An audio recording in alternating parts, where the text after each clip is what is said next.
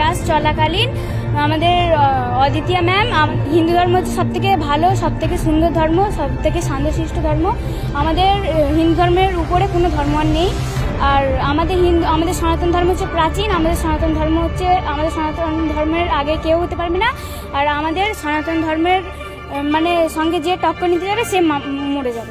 স্কুলের একটা মাধুর্য আছে, আজ পর্যন্ত কোনোদিন স্কুলে বদনাম হয়নি, কিন্তু এত বেশি বাড়াবাড়ি করে ফেলছেন। Only one of the mistake, উনি একাই, প্রত্যেক দিদিমণি বলছেন ওনাকে এখান থেকে তাড়াবার ব্যবস্থা করুন, আমরা শান্তিতে ক্লাস করতে পারবো। আমরা 5 জন গিয়েছিলাম যে জিনিসটা যাতে না বাড়াবাড়ি না হয় মিটিয়ে নেবো, যেহেতু সাম্প্রদায়িক কিছু সেন্সিটিভ ব্যাপার আছে, আমরা মিটিয়ে নেওয়ার জন্য গিয়েছিলাম।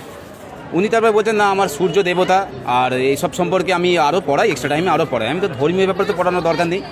আমরা বললাম দেখুন ম্যাডাম, যদি ধর্মীয় ব্যাপারে আপনি আঘাত দিয়ে থাকেন সেটা আমাদের খুবই আঘাত লেগেছে। না এমনকি সমস্ত ম্যাডাম হাত জোর করে বলছো নাকি যে তুই ক্ষমা চেয়ে নিয়ে জিনিসটা মিটিয়ে নি, বারবার বলছে ভুল বলছি। হলে আমরা হেড ম্যাডামকে তো জানাবো, কোনো অপরাধ হলে হেড ম্যাডামকে জানাবো। তো হেড ম্যাডামকে যে জানাচ্ছি, হেড ম্যাডামেরই কথা শুনছেন, তাহলে আর কাকে জানাবো? ছাত্রদেরকে এভাবেও বলেছেন যে নামাজ পড়বে তাকে আমি পড়াবো না।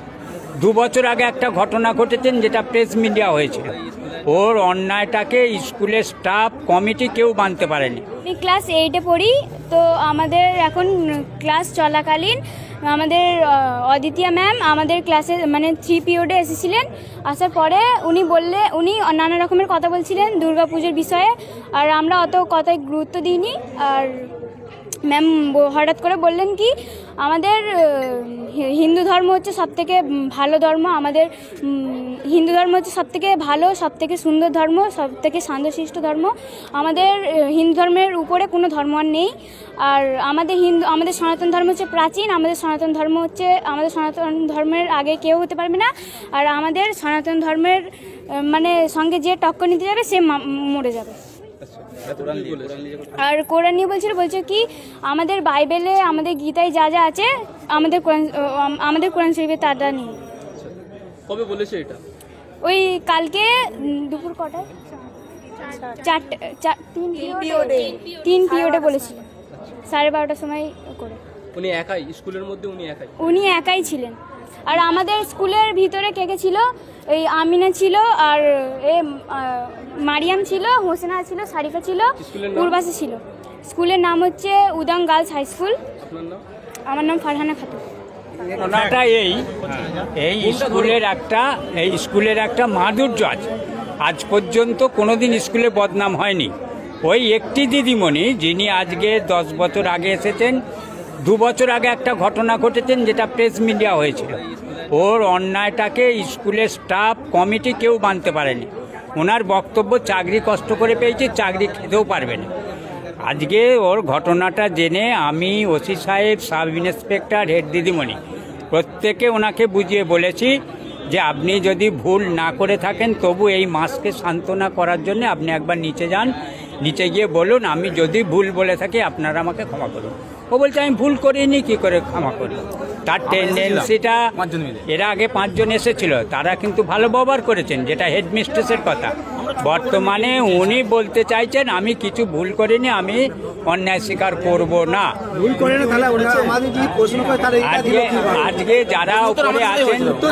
আজকে যারা উপরে গেছেন, ওসি সাহেব, সাব ইন্সপেক্টর বা আরও আদার্স পার্সনস, আমিও গিয়ে বোঝালাম, কারণ এই স্কুলে যাই ঘটুক, আজ দীর্ঘ 50 বছর আমাদের হাতে গড়া স্কুল, আমার বাবার জায়গার ওপর স্কুল, তবু জানি এটা এখানে কোনো ক্যাচাল না হয়, আমরা এসে ব্যাপারটা মীমাংসা করব। কিন্তু এত বেশি বাড়াবাড়ি করে ফেলছেন, only one of the mistake, উনি একাই, প্রত্যেক দিদিমণি বলছেন ওনাকে এখান থেকে তাড়াবার ব্যবস্থা করুন, আমরা শান্তিতে ক্লাস করতে পারি। ওনার আচরণ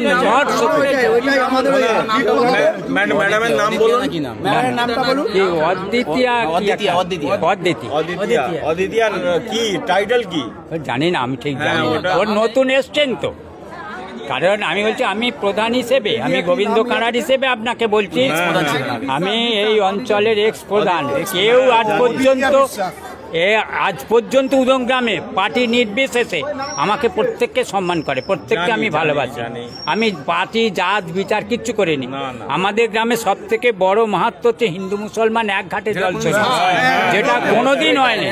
আমরা এক কাপে চা খেয়ে একটা কাপ ধরিয়ে দিই, যেটা উদংয়ের সব থেকে বড় ঐতিহ্য। উদং, খর্দ, খানপুর, এখানে আমাদের জাতি ভেদাভেদ নেই। আপনারা চেষ্টা করুন যাতে ওকে কঠোর থেকে কঠোরতম শাস্তি দেওয়া যায়, তার ব্যবস্থা করুন। যে যার সাথে ঘটনাটা ঘটেছে পার্টিকুলার, সে আমার সম্পর্কে ভাইজি হয়, বুঝতে পেরেছেন তো। এবারে তার শুধু ভাইজিটা বড় কথা নয়, সাম্প্রদায়িক ব্যাপার যেহেতু ইস্যু, সবাইকে নিয়ে জড়িয়ে দিয়েছে। আমরা 5 জন গিয়েছিলাম যে জিনিসটা যাতে না বাড়াবাড়ি না হয় মিটিয়ে নেবো, যেহেতু সাম্প্রদায়িক ইস্যু সেন্সিটিভ ব্যাপার আছে, আমরা মিটিয়ে নেওয়ার জন্য গিয়েছিলাম। আমরা গিয়ে প্রথম ম্যাডামকে একটা প্রশ্ন করলাম, ম্যাডাম আপনি কিসের টিচার? বললো আমি ভূগোলের টিচার, জিওগ্রাফি। তাহলে জিওগ্রাফি টিচার হয়ে আপনি কী করে সনাতন ধর্ম বা প্রাচীন ধর্ম, হিন্দু ধর্ম এটা পড়াতে পারেন কী করে? এটা কোনো আপনাকে রুলস আছে? অন্যান্য ম্যাডামকে জিজ্ঞেস করলাম, তারাও বললো যে না, এটা কোনো রুলসের ব্যাপার নয়, ওনার সাবজেক্ট ওনাকে পড়াতে হবে। উনি তারপরে বলছেন না, আমার সূর্য দেবতা আর এইসব সম্পর্কে আমি আরও পড়াই, এক্সট্রা টাইমে আরও পড়াই। আমি তো ধর্মীয় ব্যাপারে তো পড়ানোর দরকার নেই। আমরা বললাম দেখুন ম্যাডাম, যদি ধর্মীয় ব্যাপারে আপনি আঘাত দিয়ে থাকেন, সেটা আমাদের খুবই আঘাত লেগেছে, সেই জন্য আপনি একটা ক্ষমা চেয়ে নিন। আমরা দ্বিতীয়বার এটা বাড়াবাড়ি করবো না, কাউকে বলবো না, এবং সেটা আমরা মিটিয়ে নিতে চাইছি। বলছে না, আমি কিছু ভুল বলি না। উনি খালি বারবার বলছে, হেড ম্যাডাম বারবার বলছে আমি ভুল বলি না। এমনকি সমস্ত ম্যাডাম হাত জোর করে বলছে ওনাকে যে তুই ক্ষমা চেয়ে নিয়ে জিনিসটা মিটিয়ে নে। বারবার বলছে ভুল বলছি না। হলে আমরা হেড ম্যাডামকে তো জানাবো, কোনো অপরাধ হলে হেড ম্যাডামকে জানাবো। তো হেড ম্যাডামকে যে জানাচ্ছি, হেড ম্যাডামেরই কথা শুনছেন, না। আর কাকে জানাবো? আমরা ছাত্রদেরকে এভাবেও বলেছেন যে যে নামাজ পড়বে তাকে আমি পড়াবো না। এমনকি বলছে সই করার জন্য হিজাবটাও খুলতে হবে, সই করে হিজাব খুলে সই করতে হবে। আমি ছাত্রদেরকে নামাজ পড়লে পড়াবো না, এটা একটা শিক্ষিকার মন্তব্য হতে পারে না। একটা শিক্ষিকা সমাজ করবে, ওনার কাছ থেকে আমরা সামাজিক পাঠ নেব। উনি তো এই ধরনের মন্তব্য করতে পারেন না। আমরা চাই দ্রুততম ওনার শাস্তি হোক, ওনাকে চাকরিচ্যুত করা হোক। আমরা এই আবেদনই করব। দীর্ঘদিন এটা বলে আসছে, এর আগেও আমার বোন আমাকে প্রোটেক্ট করেছে, কিন্তু তারপরেও আমরা ছোট করে যে যা হয়তো একবার হয়তো বলেছে, মিটিয়ে নিয়েছে, কিন্তু বারবার এটা করছে। এই পরশু দিন স্কুল খুলেছে,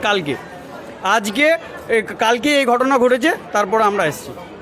আমরা প্রথম চেয়েছিলাম যে জিনিসটা মিটে যাক। শিক্ষকের কাছ থেকে আমরা কি আশা করি? একটা শিক্ষকের কাছ থেকে আমরা যেটা আশা করি, একটা শিক্ষক সে আলো ছড়াবে, এ তো অন্ধকার ছড়াচ্ছে। অন্যান্য ম্যাডাম ওনাকে বলছে যে ক্ষমা চেয়ে নে, জিনিসটা বাড়াবাড়ি করিস না, কারোর কথা শোনে। এমনকি হেড দিদিমণি যে আছে, উনিও বললো যে তুই ক্ষমা চেয়ে নে, জিনিসটা মিটিয়ে নে। কোনো বলছে আমি কিছু ভুল বলি না। ম্যাডামের কথাই শুনছে না, কথা শুনছে না, কোনো ম্যাডামেরই কথা শুনছে না, ও সবার ওপরে।